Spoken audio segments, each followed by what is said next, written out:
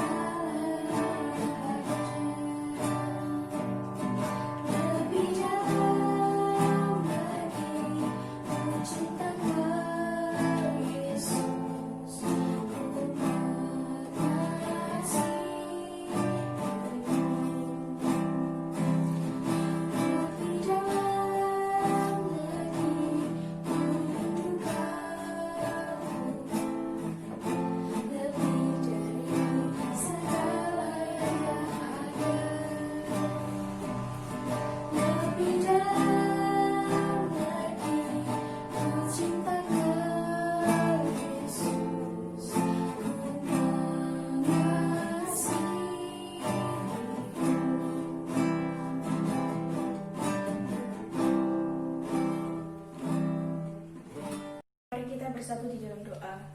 Tuhan, Allah Bapa kami yang bertata di dalam kerajaan surga yang mulia, kami bersyukur Tuhan karena pagi hari ini kami masih bisa bangun dalam keadaan sehat tanpa kekurangan suatu apapun, dan kami masih bisa bersama-sama beribadah Tuhan melalui ibadah agape online.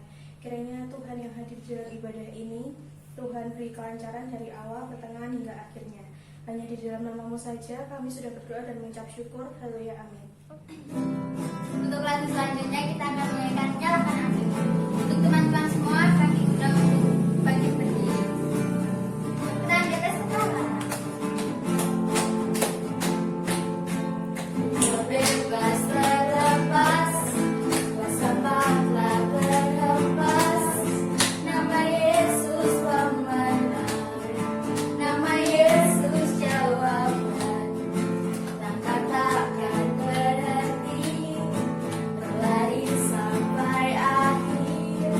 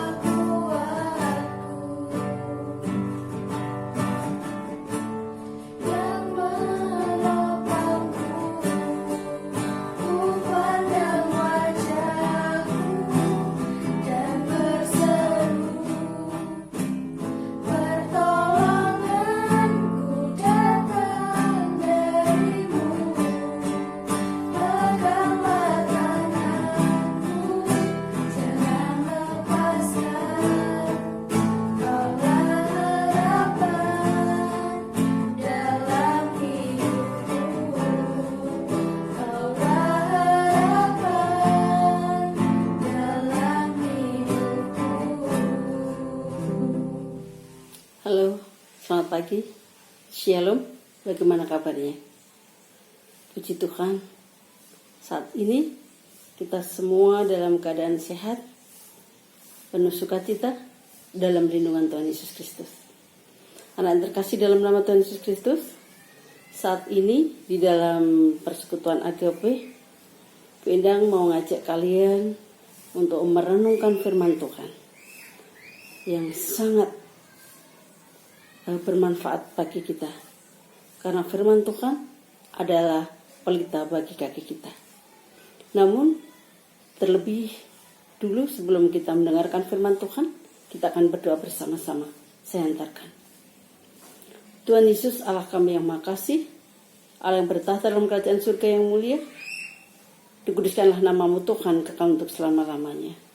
Pada kesempatan pagi hari ini Tuhan, kami anak-anak-Mu bersekutu bersama memuji memuliakan nama-Mu. Dan saat ini Tuhan, kami hendak bersama-sama mendengarkan sabda firman-Mu. Kiranya Roh Kudus-Mu hadir di tengah-tengah kami Tuhan, memimpin kami di dalam penerimaan firman saat ini.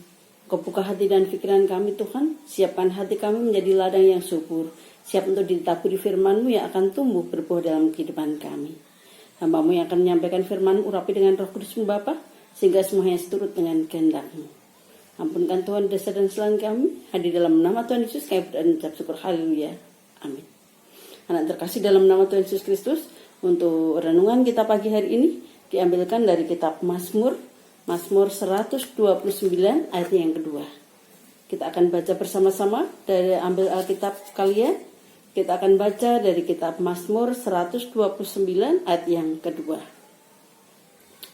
Mereka telah cukup menyesakkan aku sejak masa mudaku, tetapi mereka tidak dapat mengalahkan aku.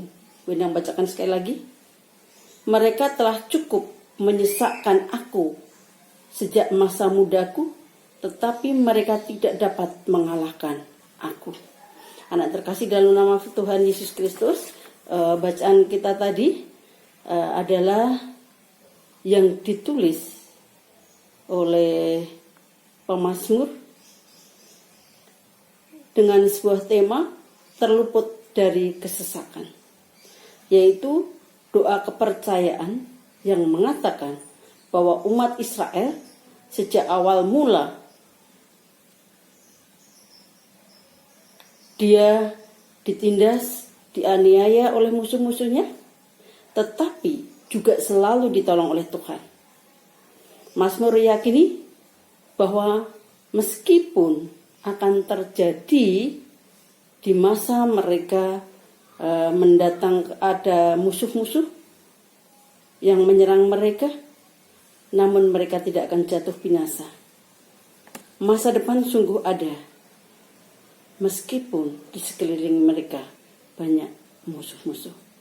Anak yang terkasih dalam nama Tuhan Yesus Kristus, renungan kita pagi hari ini juga masih musuh-musuh yang ada di sekitar kita.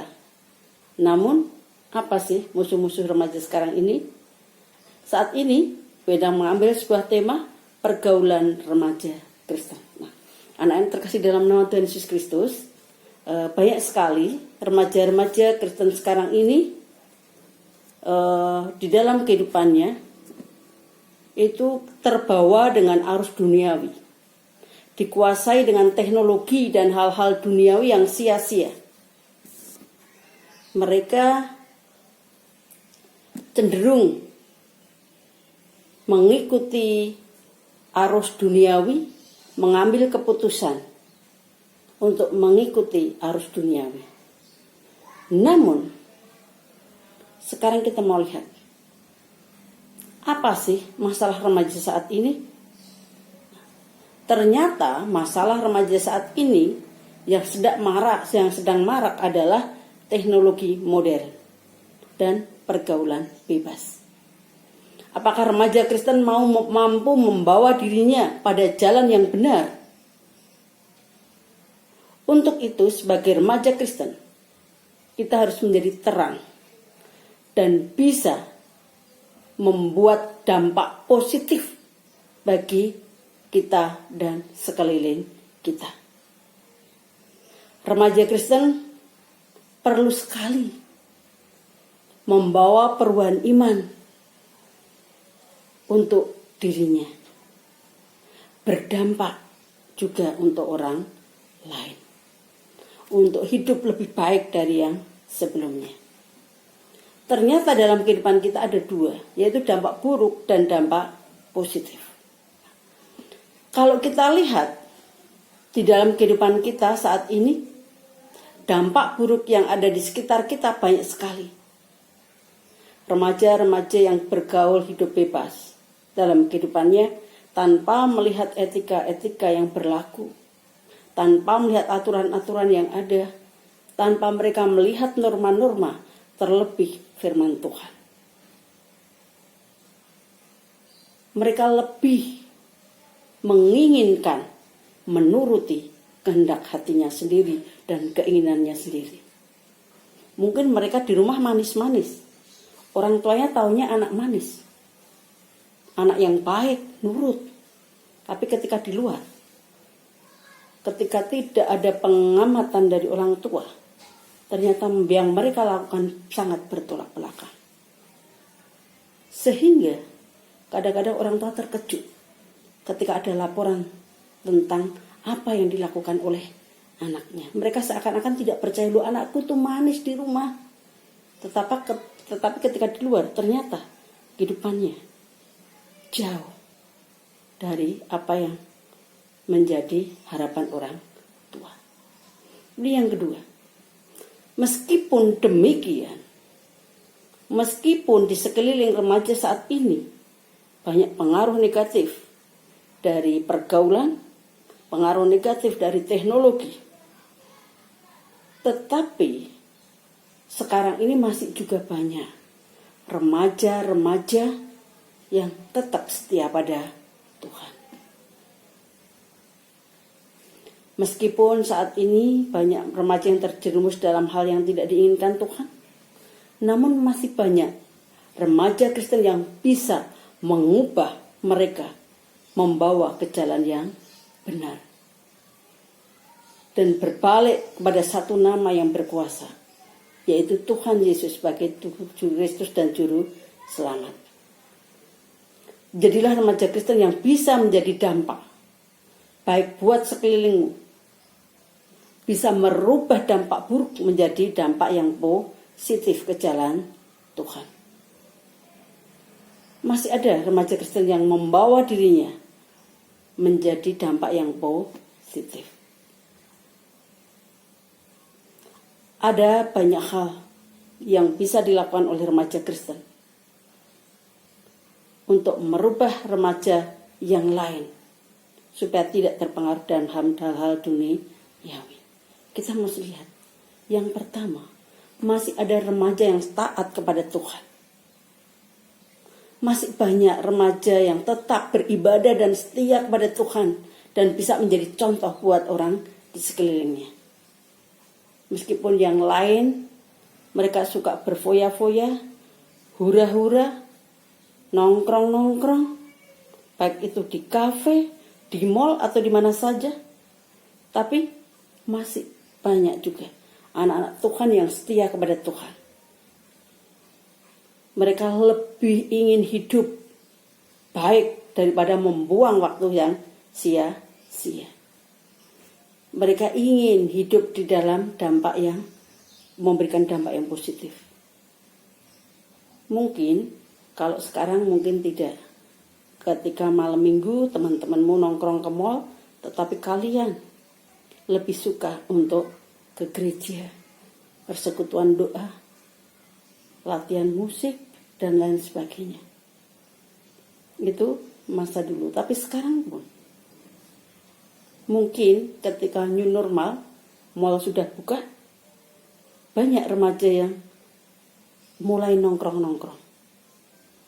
Tetapi lebih baik kalian sebagai anak-anak Tuhan, setia taat pada Tuhan, di rumah, belajar, membaca Alkitab, lebih dekat dengan keluarga, dan itu lebih bermanfaat. Kemudian yang kedua, masih ada pelayan remaja untuk Tuhan. Di luar, Mungkin mereka lebih suka berfoya-foya, nge-gym, hip hop. Tetapi ternyata masih juga banyak anak-anak Tuhan yang bersedia melayani Tuhan. Meskipun dalam pandemi seperti ini, saya yakin dan percaya kalian masih bisa terlibat di dalam pelayanan. Baik itu dalam singer, musik, multimedia, dan lain sebagainya. Dan saya yakin dan percaya kalian akan mampu melayani Tuhan melalui talenta kalian.